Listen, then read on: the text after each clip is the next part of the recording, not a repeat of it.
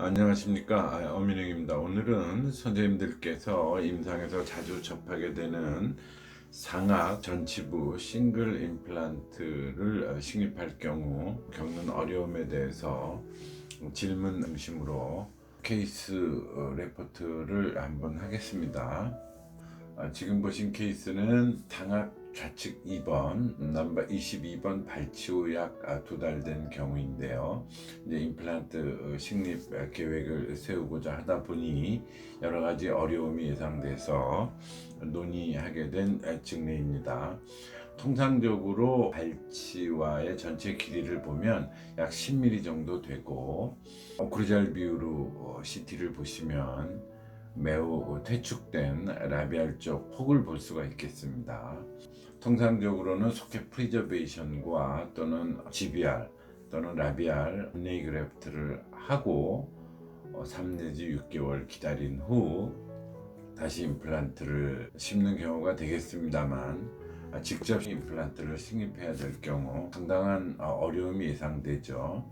그래서 리지 익스펜전이나 또는 리지 스플리트의 테크닉도 고려해 볼만 합니다만, 지금 오클루잘 비유에서 보시다시피 1번과 3번이 자연체가 살아있는 상황에서 싱글 투스 리지 스플릿이나 익스펜전은 상당히 기술적으로 어렵고 불가능한 경우가 많습니다. 그래서 한번 논의해 보겠습니다. 보시면 소켓 뎁스가 한 10 내지 11mm 정도 되므로 소켓 베이스에서 약 3, 4mm 정도 더 긴 임플란트를 사용하여서 프라이머리 스테빌리티를 얻어야 되는 경우에 해당합니다. 그런데 그 넥 에어리아, 소켓 베이스 에어리아를 보시면 약 2 내지 3mm 밖에 그 폭이 되지 않으므로 저희가 내로 3mm를 쓴다 하더라도 프랩과 동시에 프라이머리 스테빌리티를 얻기는 기술적으로 매우 어렵습니다. 그래서 저희가 오스테오톰 테크닉을 사용하거나 언더사이즈드 드릴링 테크닉을 사용하기도 하지만, 이 경우에 있어서는 바로 임플란트를 식립하기가 그렇게 쉽지는 않죠. 물론 알베올라 크레스트 쪽에 월이 살아있고 약 4, 5mm의 폭을 가지고 있긴 하지만, 문제는 이니셜 스테빌리티를 얻기 위해서는 10mm 이상의 임플란트를 심어야 된다. 이때 이 들어가는 넥 에어리아의 폭이 3mm 밖에 되지 않는다. 이런 것들이 어려움을 가중시키는 팩터가 되겠습니다. 한번 유사한 증례를 보시죠.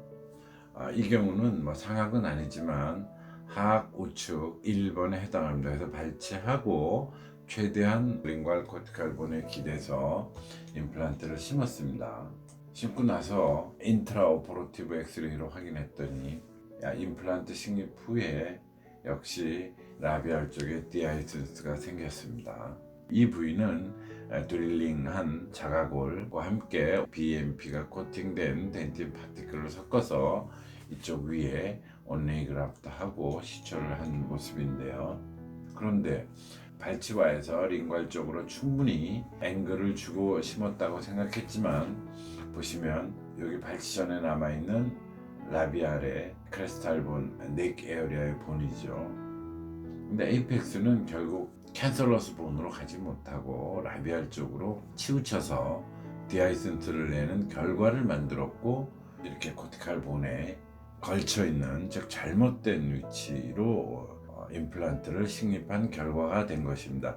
즉 앞에 임상 사진에서 보셨듯이 발치와를 기준으로 링괄 쪽으로 충분히 실팅시켜서 심었다 하더라도 넥 에어리아의 코티칼 본과 캔설러스 본의 위드스가 적절치 않은 경우 저희가 실제로 임상에서 보는 위치와 CT상의 엑스레이 위치는 이렇게 달라질 수 있다는 거죠. 물론 이 환자는 넥 에어리아의 코티칼 본이 잘 살아있어서 코티칼 본에 걸친 이 부분이 별다른 문제 없이 잘 사용하고 있습니다만, 이 임플란트에 가해지는 로딩의 종류에 따라서는 충분히 염증을 불러일으킬 만한 가능성이 있는 것이죠. 그래서 이렇게 위드스가 좁은 넥 에어리아 또는 에이펙스 에어리아에서의 임플란트는 방향에 따라서는 실수할 확률이 매우 높은 것이죠.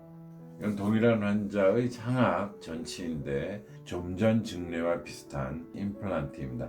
방향이 지금은 팔라탈본으로 많이 하고 있지만 이미디어트 임플란트이거나 임상의 사이트를 기준으로 임플란트를 심다 보면 또는 루트 포션으로 심다 보면 이렇게 라비알 쪽이 다 흡수돼 버리는 잘못된 임플란트 식립 결과를 가져올 수가 있습니다. 이제 해결책을 한번 보겠습니다. 해결하는 경우는 다른 환자의 경우에 하악 전치부인데요. 넥 에어리아가 발치 전에 보면 약 3mm에서 4mm 정도밖에 되지 않습니다. 이때 3, 4mm는 알베올라 크레스트에 녹을 것이 예상되는 본을 제외한 디멘전이 되기 때문에 실제는 더 작을 수가 있다는 거죠. 그래서 발치 후 약 4주 후에 다시 플랩을 열고 프랩을 하였습니다. 이때 좀 전에 사진에서 보시다시피 알베올라 본의 크레스트 에어리아는 상당히 코티코 캔서러스 본이 파괴되어 있으므로 향후 리모델링 과정에서 흡수될 것이 예상되기 때문에 많은 양을 트리밍을 하고 그 다음에 프랩을 하실 때 언더사이즈드 드릴링 테크닉을 사용합니다. 그래서 레귤라로 3.3mm를 심는다 하더라도 2.0mm 이하의 드릴링을 해서 셀프 태핑으로 들어가는 임플란트가 익스펜전을 하거나 하이토크로 인해서 오스테오톰 효과를 보도록 하는 것이죠. 설사 임플란트를 하다 이게 프랙처 되는 한이 있더라도 일단은 언더사이즈 드릴링 테크닉으로 해서 알베올라 크레스트를 보존하고 임플란트를 심었습니다.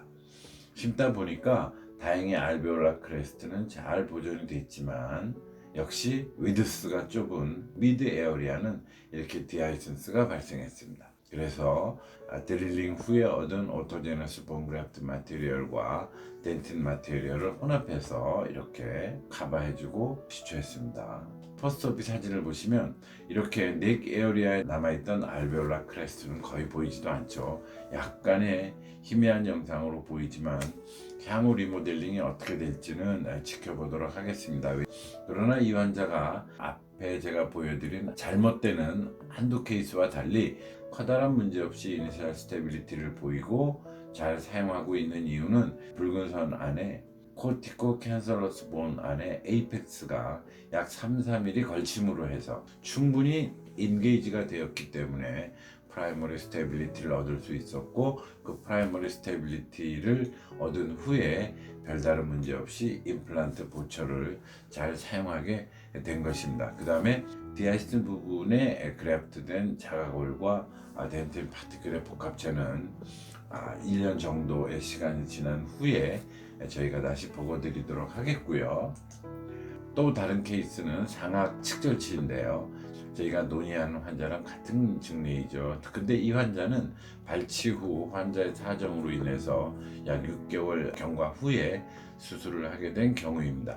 이 증례는 지난 56강에서 수술 테크닉을 소개해 드렸기 때문에 한번 참조해 주시면 좋겠습니다. 그래서 아주 퇴축된 라비알 본으로 인해서 알베올라 본 위드스가 충분치 않으므로 언더사이즈드 드릴링 테크닉을 이용해서 프랩을 하고 3.3mm 네로우 임플란트를 밀어 넣었습니다만 거의 익스펜전에 해당하는, 근데 익스펜전이라고 하기에는 오히려 그린스틱 프랙처에 해당하는 이런 프랙처 라인이, 즉 라비알 본이 바깥으로 밀리면서 식립된 모양입니다. 보철 로딩을 하고 1년이 지나면 이 라비알 본이 녹을 것은 자명하죠. 이미 소개드린 대로 덴틴 파우더와 루트 블록을 이용해서 온리 그래프트를 하고요. 웨터빌리티를 확인한 후 임플란트 에이펙스 라비알 온리 그래프트한 에어리아입니다. 이게 수술 당시의 모습이고 일주일 지난 모습까지 소개해 드렸습니다. 3개월 지난 후에 환자의 사진을 보시면 온리 그래프트한 것이 잘 리모델링이 되어서 임플란트의 라비알 쪽에 프랙처된 사이트 쪽에서 본 포메이션을 하기 시작하는 것이 보이시죠. 그래서 이 환자의 성공을 했다고 한다면 성공의 핵심 에어리아는 지금 이 붉은 선에서 보이시는 사운드한 코티코 캔서러스 본 안에 3, 4mm를 인게이지 함으로써 이니셜 스테빌리티를 얻을 수 있다는 것입니다. 물론 팔라탈 본 또는 링괄 본에 충분히 기대하죠. 34번 제1 소구치 보겠습니다. 이 환자도 미싱된 상태로 굉장히 오래 방치해둔 상태였기 때문에 사진에 보시다시피 알베올라 크레스트는 거의 흡수됐고 캔슬러스 본이 없는 상태죠. 실제로 보면 코티칼 본에서 라비알 코까지는 약 2-3mm 밖에 되지 않고요. 그 대신 깊이는 약 13mm에서 15mm를 심을 수 있을 정도의 뼈를 가지고 있습니다만 역시 위드스는 되지가 않습니다. 그래서 플랩을 오픈하고 역시 언더사이즈드 드릴링 테크닉을 이용해서 임플란트를 밀어 넣었더니 지금 이 사진은 임플란트가 비치고 있는 모습인데 잘 보이진 않으시죠. 그래서 임플란트가 비칠 정도로 뼈가 얇아져 있다. 이것을 바로 인트라오퍼러티브 CT로 확인해 보시면 이미 펑션을 잃은 상태로 수년간을 방치해 놨기 때문에 미네랄이 다 빠져나가서 CT상에서는 거의 코티칼본이 없는 것으로 보이죠. 따라서 소구치의 로딩을 시작하면 이 부위의 뼈는 녹는다는 것이 또는 리접션 된다는 것을 저희가 강력히 예상할 수가 있습니다. 다행히 임플란트의 반 정도가 사운드한 코티코 캔슬러스 본에 인게이지 되었기 때문에 녹을 부위로 예상하는 부위를 리페어해 주면 되죠. 임플란트를 심고 루트 블록을 이용을 해서 바깥쪽에 온레이 그라프트 할 예상을 하고, 여기 자세히 보시면 온레이 그라프트 할 루트 블록에 저희가 만든 홀을 이용해서 블러드 웨터빌리티가 매우 좋은 것을 알 수가 있죠. 스페이스는 덴틴 파티클로 채워주고요. 이 경우에 절대 멤브레인도 사용하지 않고 고정하지 않는다. 콜라제너스 네이처의 덴틴 블록과 파티클이 환자의 피와 엉기게 되면 충분한 접착제 역할을 한다라고 여러 번 소개해 드렸습니다. 그래서 임플란트를 식립하고 나서의 코티코 캔슬러스 본의 레벨과 인게이지된 레벨과 저희가 리페어될 에어리하고 바로 리페어하고 이미디어트 애프터 리페어된 상태입니다. 그래서 덴틴 블락이 밖에 있고 안쪽에는 덴틴 파티클로 리페어된 에어리아입니다. 수술 후 10개월 후 트랜스플란테이션, 힐링, 유니언된 다음에 리모델링에 의해서 덴틴 블록과 파티클이 바깥쪽에 코티칼 본을 형성하고 있는 모습이 보이죠. 28개월 된 모습입니다. 이미 프로세싱 됐지만 코티칼 본을 형성하고 있는 모습이 보이고, 약 3년이 지나니까 소구치 힘으로 오클루잘 로딩이 많은 작용을 해서 사운드한 코티코 캔슬러스 본을 대라비알 바칼 쪽에 잘 형성하고 유지하고 있다라는 모습입니다. 위에 오늘 상의할 직내를 통해서 잘못되는 경우도 보셨고요.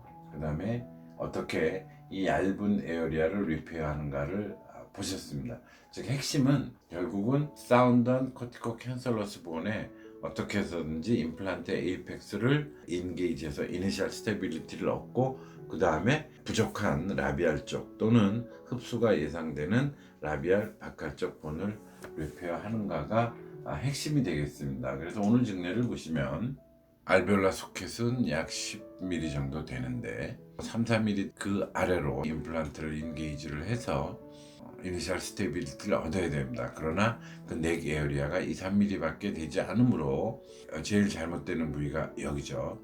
이 붉은 선에 보이시는 이 방향이 되지 않고 충분히 팔라탈 월의 방향에 맞춰서 기대서 원래 지금 저희가 측정한 이 팔라탈 방향으로 15mm 정도 프랩을 해서 알베올라 소켓 아래에서 3-4mm의 인게이지를 통한 이니셜 스테빌리티를 얻도록 하는 게 첫 번째고요. 그 다음에 두 번째는 이 폭이 충분하지 않으므로 저희가 3mm 또는 3.3mm 정도의 네로의 임플란트를 심는다 해도 디하이센스가 발생할 수밖에 없는 위드스입니다.